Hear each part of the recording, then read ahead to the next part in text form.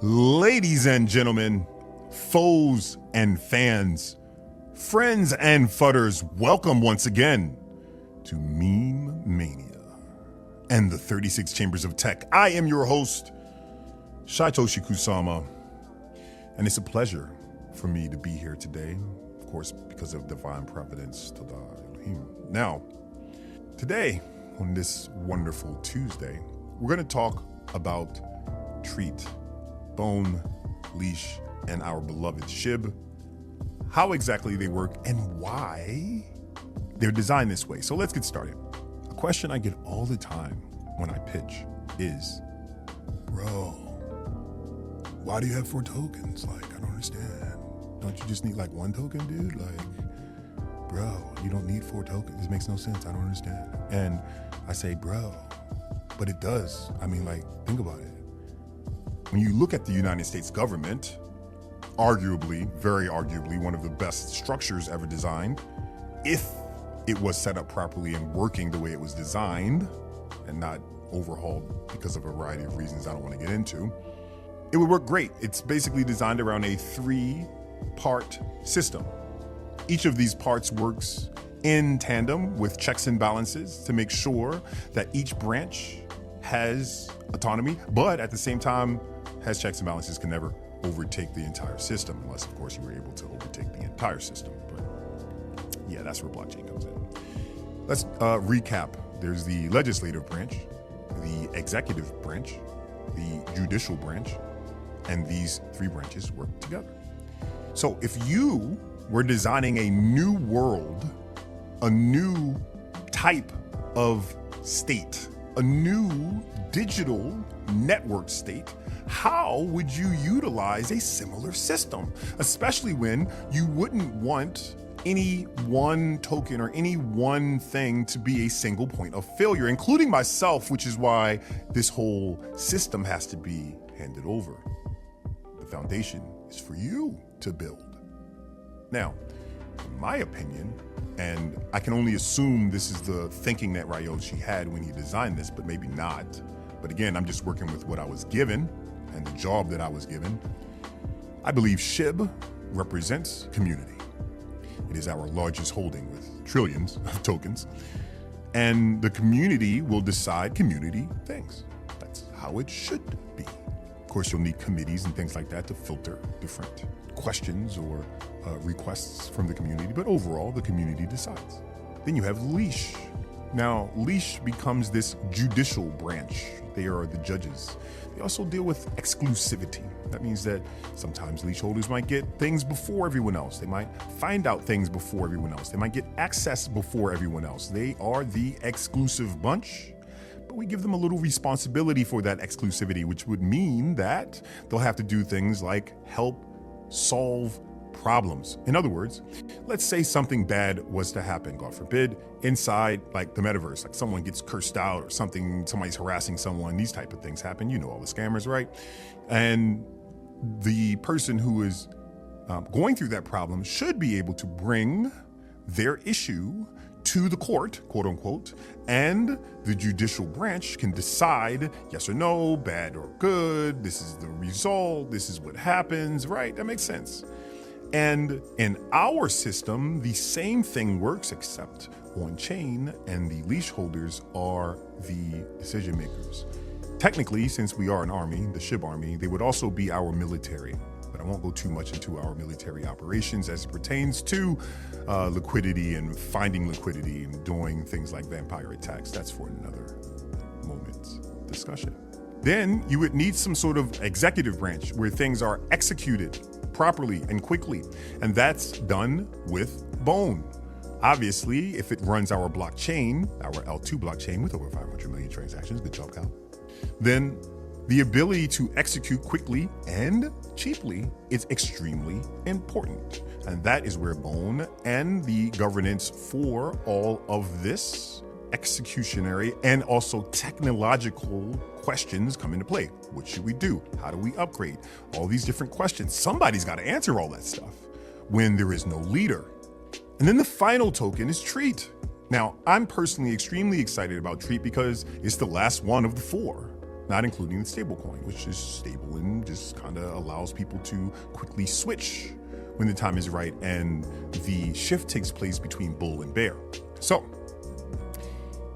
Treat represents this secret branch of government you will find in some places. I'm not going to name any places, but that is innovation.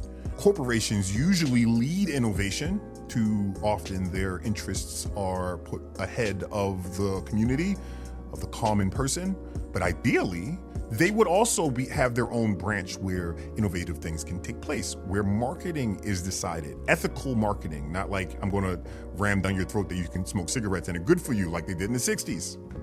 Yeah, no, not that. I'm talking about real marketing where I can promote your product fairly, I can get paid fairly, etc., etc. And of course, when I speak about innovation, it's about innovative pieces of technology like AI, new systems or new protocols that may come up.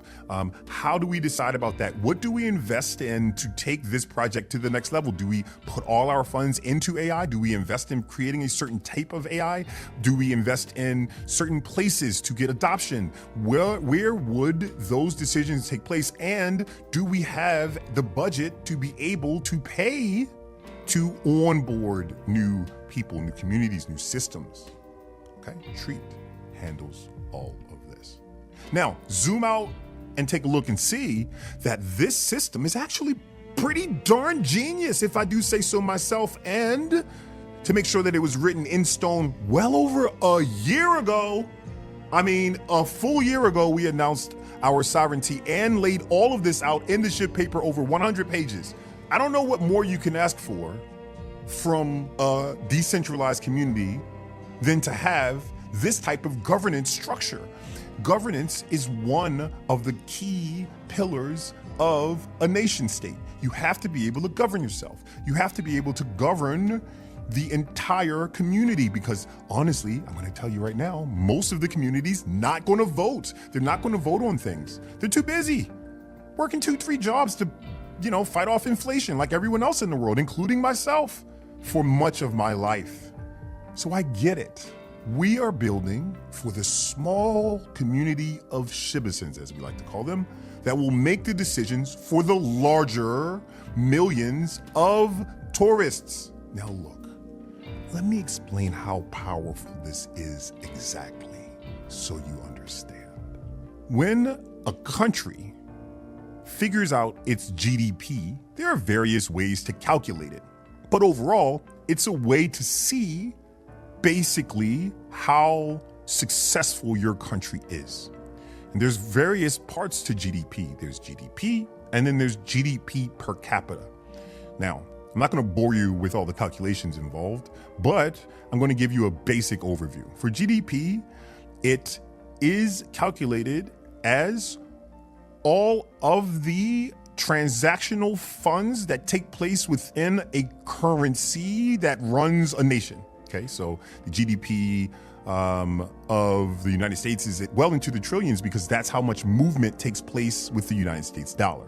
Now, when you look at the GDP of SHIB, you can calculate it pretty simply because every day SHIB does $1 billion plus in transactional volume, and that creates wealth for someone. Not me, I don't get paid off the transactional volume. Not you, mainly the exchanges. Hi, and trust me, I bit my tongue with the word that I had in my mind after hi, but I'll just say hi. Hi. Now, all of that transactional volume can be calculated. You'd say something like 365 or so $billion if you estimate $1 billion per day, which of course SHIB does more than that because some days we do 7 or 8, some days we do 1. And just for the record, all you other memes out there, time out, bro. You cannot calculate GDP because you do not have a citizenship system. So all this idea that, if Facebook had this many, it would be this nation GDP, it would be ranked here. They don't have a citizenship either. They have membership, and there's a difference. You have to have all the requirements to consider yourself a nation state. And I mean legally, but of course we're just a meme, so let's say memely, which is not a word, but I just made it one, I guess. So Again, calculating that GDP, we estimate somewhere around 30-ish, 32, 33, somewhere around Singapore as GDP. But if you calculate GDP per capita, meaning how many people actually retain citizenship, which we don't know yet because we haven't had our first citizenship drive, but we will soon, we estimate that we are ranked, want to guess? Take a moment, go ahead and guess. Don't run any calculations here, just guess what number we are for GDP per capita in the world as a nation state. Take a guess. I'll wait.